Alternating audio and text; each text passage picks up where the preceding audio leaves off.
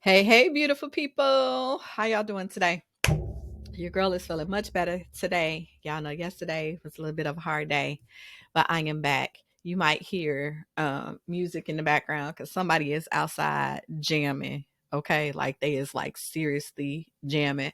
I had to get up and like cut a rug for a minute because they was out there getting it so good. So don't be alarmed if you hear the music in the background.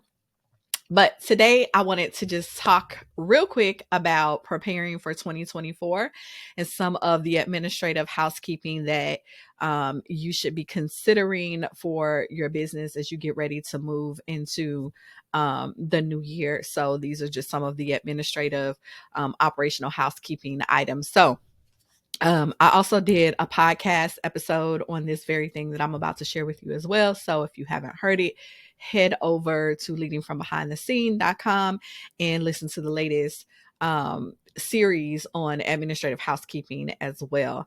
And then leave us a rating review too, because we would love that. And it also helps us on the podcast platform. So as you guys know, the digital landscape is always evolving. And as we approach 24, it's super important for businesses, especially online businesses, to ensure that they are organized, efficient, and compliant. So just like you would go through your house for spring cleaning and declutter and refresh, your business deserves to have regular administrative housekeeping as well to make sure that it's operating smoothly and it stays competitive in this increasingly dynamic market. So, a couple things I want to share with you because we know that running a business has its fair share of challenges. And so when we think about administrative housekeeping, it's really just a proactive management of your business tasks and records. And so making sure that you don't neglect them, because neglect can lead to a bunch of problems, such as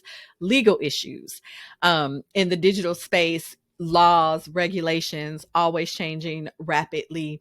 And so staying on top of these changes is crucial to avoiding legal troubles, fines, or even, brand reputation damage. So you want to make sure that you take a peek at that, because neglect also leads to inefficiency, right? Without proper administrative systems in place, your business can become inefficient, leading to wasted time, wasted money, wasted resources. And I don't know about you, but I don't like to waste anything that could potentially save me time, money, or energy. Okay. There's security risk you want to think about. Inadequate administrative practices can leave your business vulnerable to cyber threats, data breaches, information leaks, all the things. And we all know what happened with Yahoo. So let's stay on top of our stuff, shall we? Neglecting administrative practices also leads to a poor customer experience. So this can affect, lost sales, reduced revenue, poor client retention. So you want to pay attention to your customer experience and any processes that you have around that.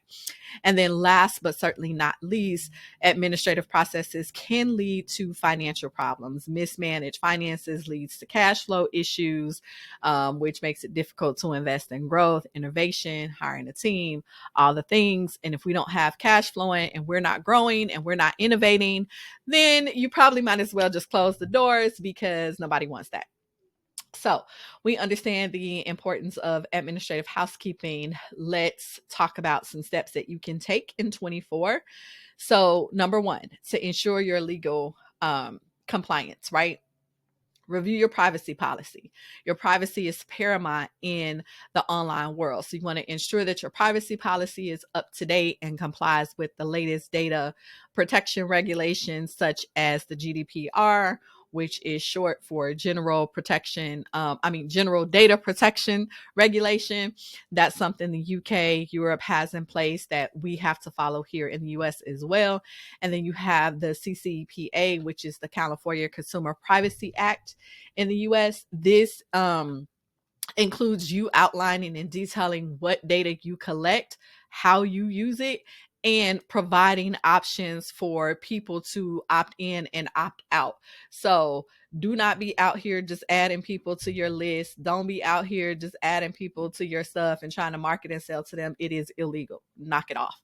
You also want to update your terms of service. So you want to review and update your terms of service on your website to reflect any changes in your business model or offerings.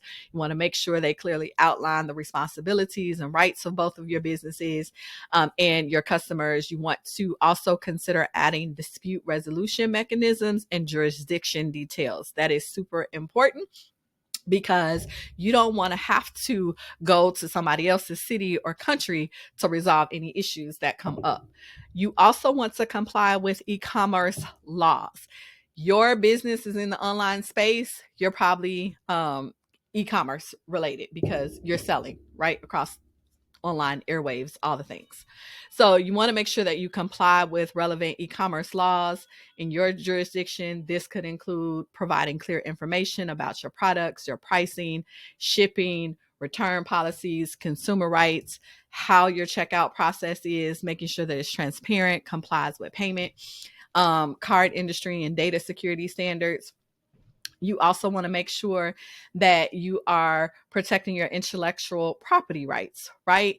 So make sure you register your trademarks, your copyrights, your patents, whatever that is necessary, and respect the intellectual property rights of other people. So don't be out here just using people's stuff without permission. It can get you into trouble.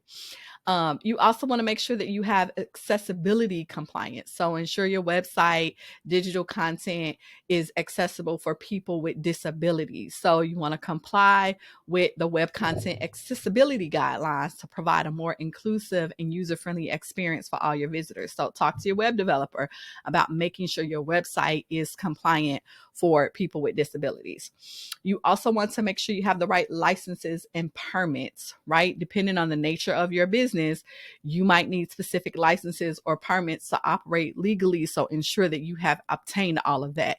Here in my city, I had to get a license to operate my business in the city, in the state that I live in. So make sure that you understand what that looks like. You also want to make sure that you have processes in place for security and data breach responses. Cybersecurity, super, super important.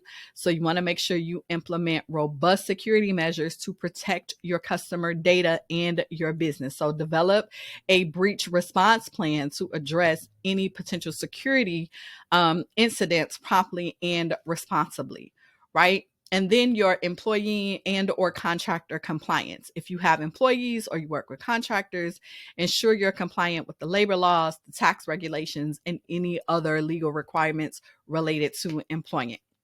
So that's what I have for you today. Compliance is super, super important, not just from a legal standpoint, but because it also helps you to create trust with your customers and anybody else who has an interest or stake in your business. So make sure that you get those things, safeguard your business from legal risk, all the things so that you can continue to thrive. That's all for today, and I'll see you back tomorrow.